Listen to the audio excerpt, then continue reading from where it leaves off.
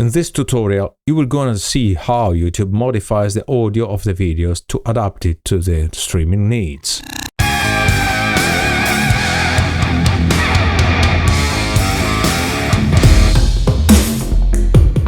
I admit the title in the thumbnail is a bit clickbait.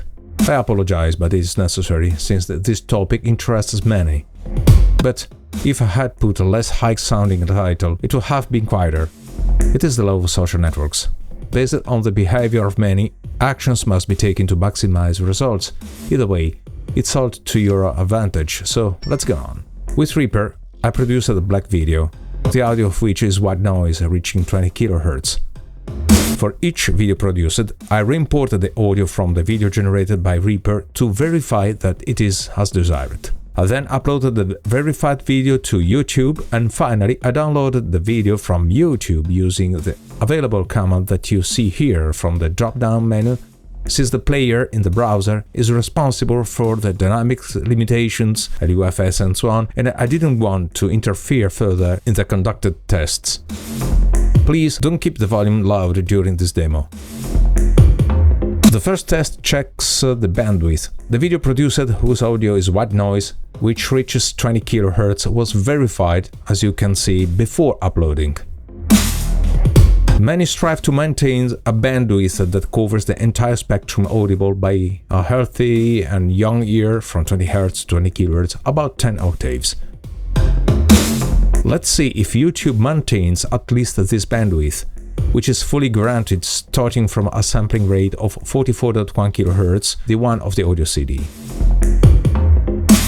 Generated signal.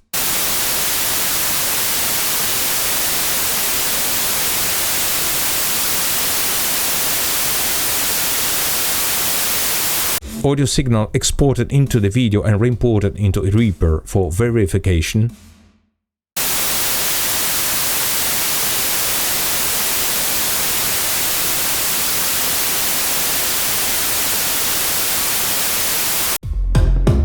Audio signal of the video downloaded from YouTube.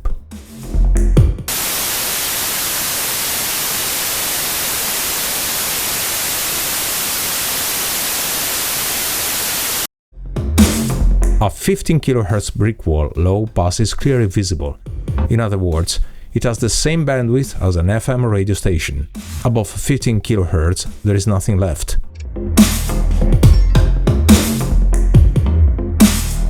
If you've watched the video above and in the description, you already know what harmonic and intermodulation distortion are. A brief recap. By harmonic distortion, we mean the generation of harmonic whose fundamental is the signal that interests us.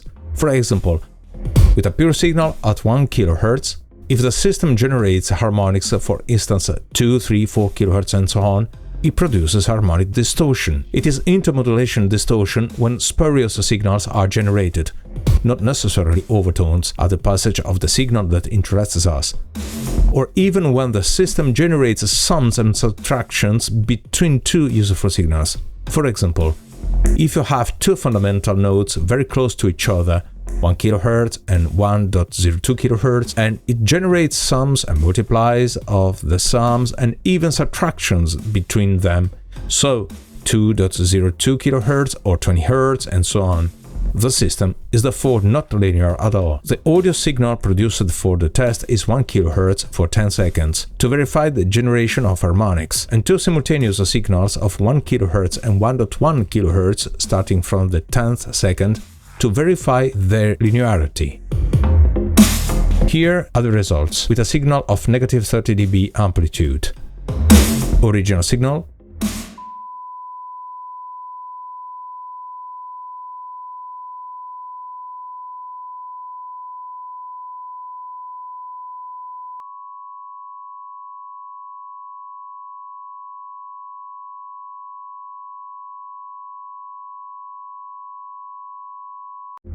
Verified signals.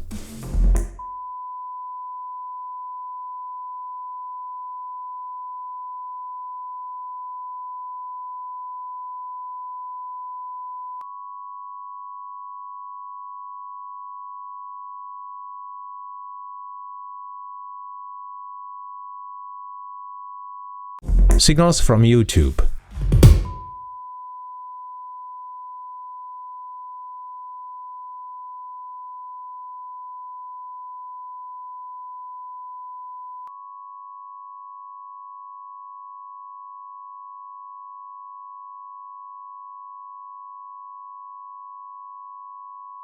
More than harmonics, the 1 kHz signal has a lot of spurious and also byproducts, and only measurable but inaudible residues of subharmonics.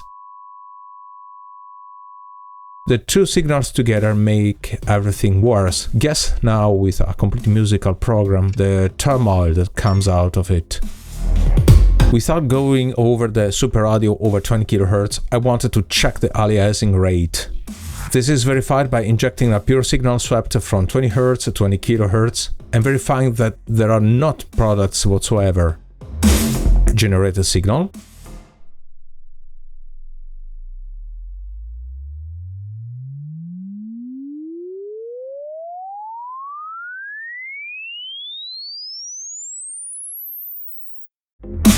Verify signal.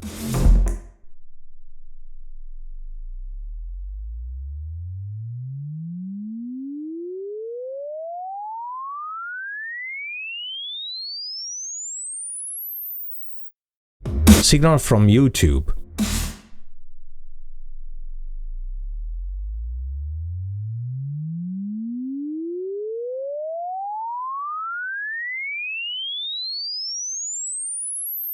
In the spectrum, there is a lot of background noise and generation of aliasing already starting from 8-10 kHz. As mentioned, I did the test with relatively low intensity signals. Let's try to see what happens with more consistent signals, close to the use normally found in video audio productions. Generate a signal.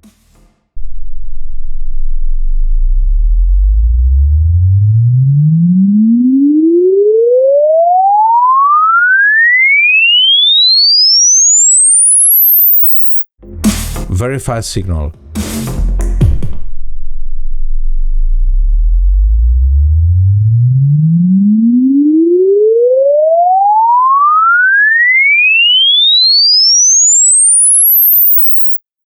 Signal from YouTube.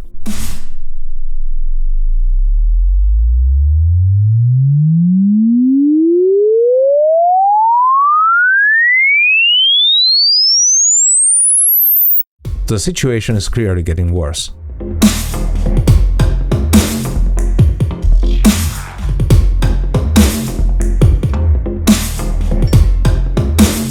As I said at the beginning, I wanted to prevent the browser player from affecting the results. Now let's see, just in the case of aliasing, what is the influence of the browser.